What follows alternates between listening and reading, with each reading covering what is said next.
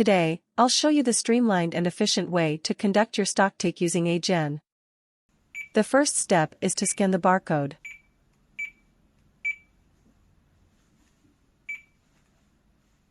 The second step is to return to the AGen website and refresh the page. Here is all the data that I scanned into AGen just now.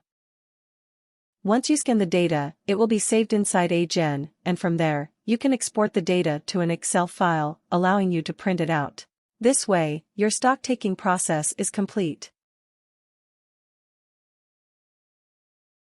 With this stocktake system, inventory accuracy and efficiency are enhanced.